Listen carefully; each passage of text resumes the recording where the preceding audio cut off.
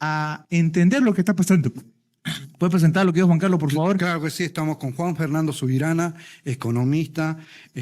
Nos va a ir contando un poco qué pasó en el 2024, pero lo más importante, qué se viene en el 2025, qué deudas pendientes quedan del 2024, qué desafíos debe hacer el gobierno y más allá que el gobierno, nosotros, el ciudadano de a pie, qué debemos estar, en qué puntos debemos estar atentos ante esta coyuntura económica bastante compleja y desafiante. Un gusto tenerlo, Juan Fernando Subirana. ¿Cómo están? Muy buenas tardes. Muchísimas gracias por la invitación. Como siempre, un gusto conversar sobre estos temas que al final nos afectan a todos. Efectivamente, hay una coyuntura económica complicada. Hemos cerrado un 2024 bastante movido y el 2025 nos ha agarrado, la verdad, que con noticia tras noticia tras noticia, que al final del día preocupan, ¿no? Justamente estábamos conversando un poco sobre la proyección de endeudamiento que tenemos para este 2025. Y la verdad es que no hay que olvidar las deudas que ya arrastramos de gestiones anteriores. Este año se cumplen varios vencimientos. Entonces va a haber una coyuntura, creo que compleja, vale la pena tomarla en consideración y obviamente usar esta información para proyectar el 2025. Muy bien. Fernando, el gobierno, ¿a qué factores macroeconómicos debe prestar atención durante el 2025? ¿Cuáles son claves para tratar de armonizar esta economía y no vivamos pendientes del día a día leyendo los periódicos? No hay diésel, no hay dólares, salir al mercado cada vez es más caro, mi sueldo no alcanza. ¿Qué debe hacer el gobierno y qué factores debe prestar atención? Bueno, creo que bien lo mencionaban y hacen un muy buen resumen del 2024. Creo que la palabra que más ha repetido ha sido escasez. Sí. Escasez de dólares, escasez de divisas, escasez de combustible y escasez de productos. Todo eso en qué ha decantado, la escasez lo que ha generado es un alza en los precios. Justamente lo que estábamos conversando al inicio, lo planteaban ese 9.97% de inflación oficial reportada por el INE. Medio engañoso, ¿no? Sí, pareciera engañosa la cifra, ¿no? Pareciera producto de una contabilidad fiscal creativa. Pero bueno, no llegamos. Excelente, creativa. No llegamos a los 2 dígitos, pero ya prácticamente es como si lo estuviéramos. Creo que es una cifra preocupante. Eso confirma el diagnóstico que ya habíamos realizado varios analistas el año anterior. Lo que decíamos, el 2024 va a ser el año de la estanflación. ¿Qué es la estanflación? Para que nos entienda Doña Rosa. El oyente exactamente. Lo entiende mi madre. Tal cual. Entonces, la estanflación es crecer poco y que los precios suban más que nuestro crecimiento. Hemos crecido poco, relativamente menos que otros años. Hemos tenido un crecimiento del PIB muy mesurado, pero una inflación del 10% no la veíamos hace por lo menos 15 años. Mínimo, sí, 16 años, 2011, ¿no? Sí, no, 2008. Fue el 2008 cuando fue 11, y pico. Ajá. 11, y pico y llama la atención, ¿no? Y llama la atención el tema de inflación y no sé si usted coincide conmigo también, porque el tema de la estabilidad de precios fue como una bandera de la política estatal del gobierno del MAS, más allá de que sea Arce y Evo, siempre fue la bandera política y económica que ellos han usado y parte del relato también que mantienen de que Bolivia está bien, ¿no? De que estamos encaminando a un crecimiento económico sostenible con el tiempo, pero vemos que sus mismos datos están contradiciendo esa narrativa, ¿no? Sí, totalmente. Al final del día era una bandera de lucha, de decir, no, miren, tenemos la economía con la menor inflación. Hoy los únicos que nos ganan son Argentina, que ya va de bajada, y Venezuela. Esa es la realidad. Somos la tercera inflación más alta de Sudamérica. ¿Y eso entonces, cómo controlarlo 2025? ¿Se puede? Ya el propio ministro lanzó declaraciones de que sí, los precios van a seguir subiendo, pero no se preocupen que van a subir de a poco. O sea, al final de cuentas, lo que nos está diciendo es vamos a seguir teniendo inflación. Hoy en la mañana hablaba que se iban a estabilizar, ¿no? El ministro Montenegro. Y también a la consulta de que se le hacían de que si es necesario un ajuste. ¿Del modelo? Del modelo, un cambio, ¿no? Un cambio. Un cambio. Ellos dicen que el modelo no va a cambiar, pero va a haber ajustes para atender las necesidades de la población. ¿Qué ajustes se puede dar dentro de esta? Ajá. Las recetas están ya escritas, no hay que inventar mucho. Las soluciones las tenemos a la mano. Básicamente pasan por un recorte del aparato público, achicar el gasto público, reducir obviamente la dependencia de recursos hacia lo que serían los créditos que tanto se está hablando. Al final del día la idea es adecuarnos a los recursos que realmente tenemos. Lastimosamente son medidas antipopulares, son medidas con un costo político que la pregunta que nos hacemos ahora es, ¿será que el gobierno se anima a hacer ese tipo de medidas estando prácticamente a 8 meses de la elección general? Complicado, no sé Es cómo complicado. lo ves vos, no. Sí, es complejo lo que dice Fernando. Fernando, porque estamos en un año electoral, ¿no? Marcado por las tensiones políticas que ya empezaron, ¿no? Tanto en el interior de MAS como también algunos actores políticos que ya han empezado la carrera. Lo tenemos al señor Branco Marinkovic, al señor Manfred Reyes Villa, el alcalde de Cochabamba, que fue proclamado ayer. Bueno, el único que veo con una agenda económica más o menos concreta es a Branco, ¿no? Al señor Branco. Y eso que nosotros no le estamos haciendo publicidad ni nada, ¿no? Pero no ves propuestas más allá de las que ya conocemos. Sabemos que Arce va a mantener su modelo, no lo va a cambiar, dice que va a hacer pequeños ajustes. No te habla de grandes cambios, ¿no? No te habla de flexibilizar un poco la economía, de quizás bajar un poco los impuestos, ampliar la base de contribuyentes también, que sería necesaria. No te da. Lo tenés al otro lado de la vereda al señor Branco Marinkovic, que te plantea de un modelo que es un copy-paste casi de Milei, ¿no? El mismo relato, la misma postura de que el Estado no hace daño, sino que el Estado estorba, ¿no? Sí, que tiene que estar en su mínima expresión y en lo necesario, Y en ¿no? lo Quizás necesario. educación, salud y ahí nomás. Y ahí nomás, ¿no? Pero, como vos decís bien, no, el modelo difícil que cambie porque es un modelo ideológico, ¿no, Fernando? Sí, la verdad es que es complicado pensar en ello, pero las medidas se tienen que tomar en algún momento, ¿no? Al final de cuentas, la pregunta del millón es ¿cuál es el origen, cuál es el nacimiento de la situación de crisis? Porque al final de cuentas estamos en una crisis, y hay que decirlo con todas sus letras, es justamente gastar más de lo que tenemos.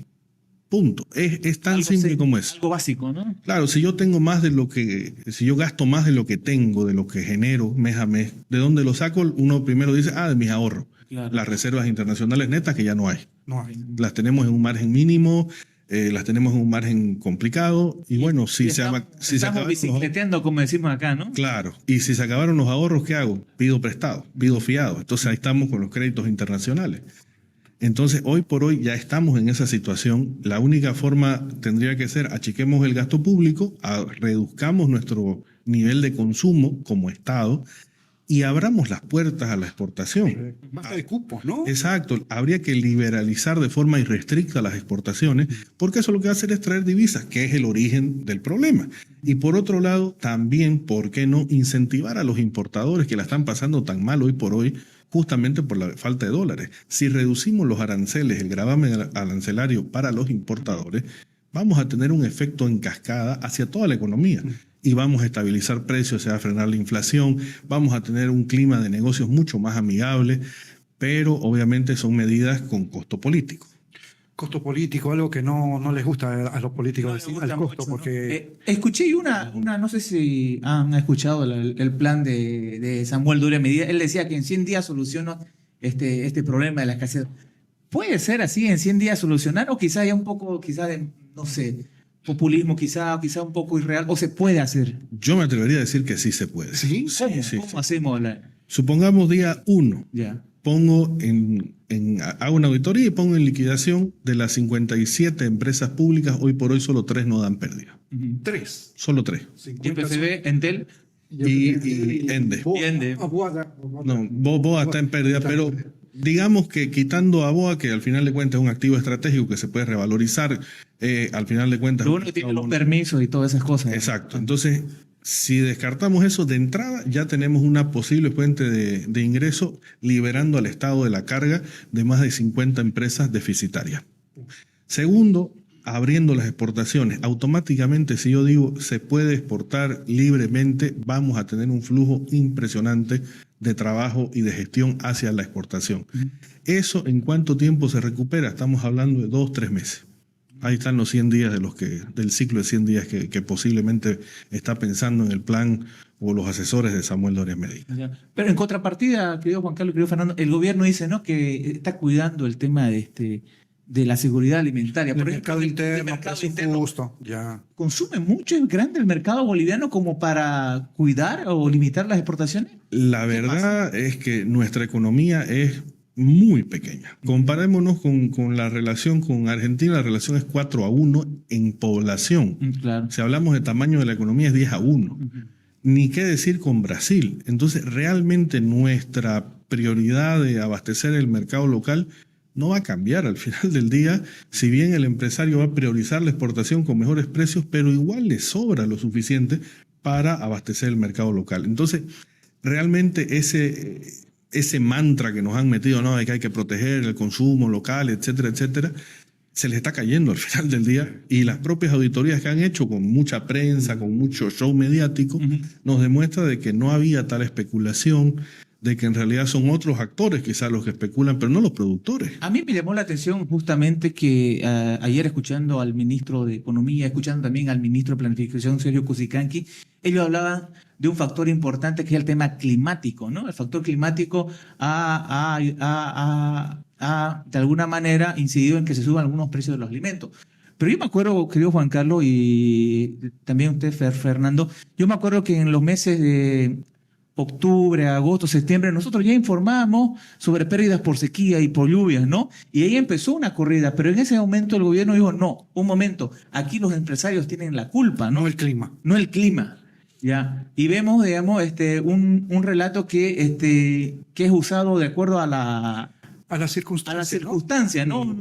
Me parece un poco deshonesto de parte de eso del gobierno, ¿no? Que un rato sí es válido que el clima genere crisis, pero en otras circunstancias no. Claro, hoy por hoy decían que de la inflación casi el 20% es responsabilidad de los bloqueos generados por Evo Morales. Ajá. Cuando en realidad es cuestionable. Al final de cuentas, no, por un bloqueo puntual sí debe haber incidido, por supuesto que perjudica todo lo que querramos en temas logísticos, pero no creo que un 20% de la inflación se deba específicamente a eso. Lo mismo pasa con el tema de los factores climáticos. Siempre han existido y siempre nos han afectado. ¿Cuál es el verdadero motivo? Y hay que también transparentarlo. Es la falta de divisas para comprar diésel. Y sin diésel el agro no funciona. Así de simple. Entonces volvemos otra vez al origen del problema.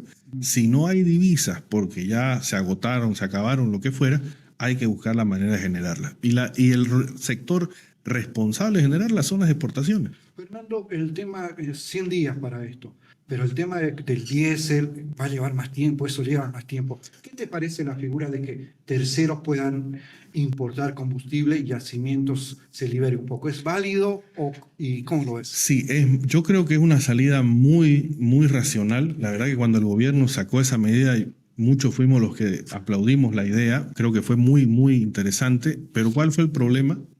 La normativa del día siguiente. O sea, el día del anuncio todo el mundo festeja. El problema es al día siguiente cuando sale la reglamentación, la normativa, y dicen, pucha, esto no lo puedo cumplir o es demasiado complejo cumplir. Por ejemplo, digamos, si vos te inscribís para poder importar combustible, ya no vas a poder recibir la gasolina subvencionada. No, ya no. Ya no, digamos, ¿no? O sea, solo vendés a precio de mercado internacional, digamos, ¿no? Claro. Y, bueno, no va a ser atractivo, digamos, ¿no? Así, ¿no? Si yo tengo un surtidor y me quiero también venderla a otro tipo, no me va a convenir. En esa parte sí, pero yo lo veo como una medida positiva, ¿no? Pero hasta el momento apenas creo que hay una empresa... Son 35. 35, pero hay una que ha logrado el ok y va lento eso, ¿no? Sí, lastimosamente yo creo que un problema que tenemos, pero es inherente al sistema nacional, es la burocracia. Entonces justamente estos problemas de permisos, de dinámica, de ir, gestionar el papelito, que me lo sellen, que esto, que lo otro, retrasa mucho.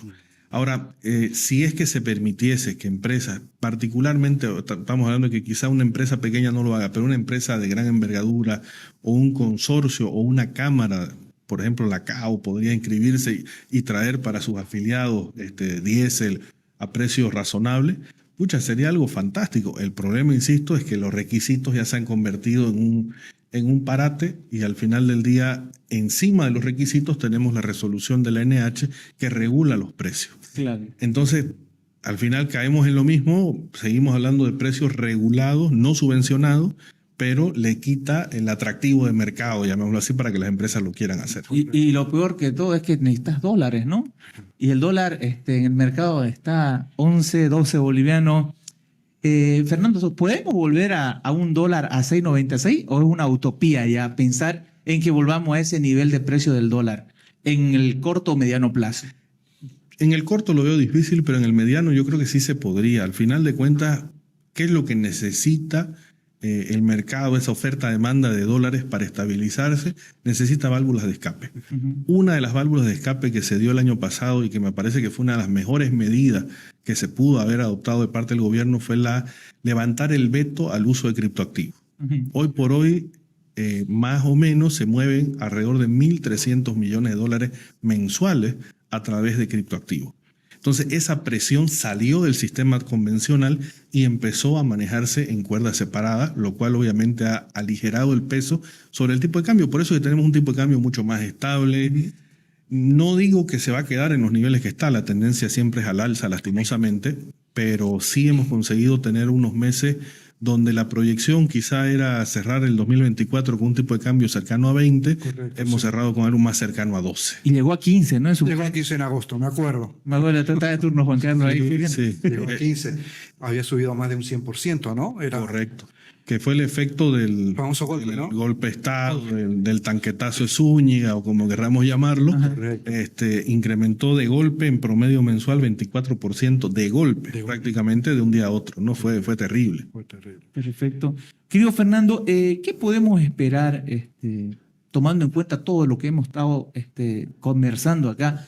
¿Va a ser igual de desafiante el 2025 o crees que va a haber, no sé, un poco más de prudencia o coherencia de parte del gobierno? Porque también estamos a puerta de una elección y un gobierno con una inflación arriba del 10% anual no creo que sea atractivo para ser votado tampoco, ¿no? Es complicado, la verdad es que es muy complicado. Yo pienso que el 2024 yo lo veo como un año de preparación para lo que va a ser este 2025. Pienso que el 2025 siendo... ¿Optimista? No, sí, me atrevo a decir siendo realista con el presupuesto que fue presentado, porque el presupuesto al final de cuentas, yo siempre lo digo, los presupuestos son una intención de deseo. Entonces ahí uno puede leer también cuál es el horizonte o el norte con el que se presentan las cosas. ¿Qué es lo que nos mostró el gobierno en su presupuesto que presentó y aprobó medio por default? Que el modelo que ellos propugnan sigue vigente, no hay ningún cambio significativo, no hay un cambio, por ejemplo, en la subvención. Ellos siguen presumiendo que la inflación va a ser relativamente baja. Un 7% han calculado. Sí, ¿no? 6 fracción, casi 7. Prevén que va a haber un crecimiento de casi 4% del PIB, 3,86 me parece que es la cifra exacta. Entonces, da la impresión de que si no se toman medidas, en realidad lo que vamos a seguir es una profundización del problema en 2024. Entonces, la recomendación para todo el mundo, para todo aquel que nos escuche desde una empresa, desde un hogar, desde la calle, al final del día es prudencia, es organización y priorización en el esquema de gastos, porque realmente este año promete ser tan o más desafiante que el 2024. Esa palabra, ¿no? Desafiante. Para reemplazar crisis. Sí, desafiante. Bueno, Juan Fernando, un gustazo compartir contigo. Vamos a seguir consultándolo, ¿no? Sí, esperamos que este año sea de bastante colaboración mutua, porque este año creo que la economía va a estar bastante movida, que Juan Carlos lo fue el 2024. Sí. Bueno, esperamos que sí movida, pero en términos de buena noticia para la gente, ¿no? Para la gente, para nosotros, que el país crezca, que haya menos incertidumbre, que aparezcan los dólares, que haya exportaciones y que uno se pueda dar el gusto de ir al mercado y comprar, ¿no? El arroz está prohibitivo, está... Es increíble el precio del yoco. Mira, de 6 pesos que valía el kilo, ahora está a 12. Impresionante. Impresionante. O sea, y que bueno... Por eso te digo, por eso me sorprende un poco cuando dicen, ¿no? Y algunos analistas dicen que fueron muy conservadores el tema de la inflación acumulada, ¿no? Fue conservador, sí. La magia de los números. La magia de los números, ¿no?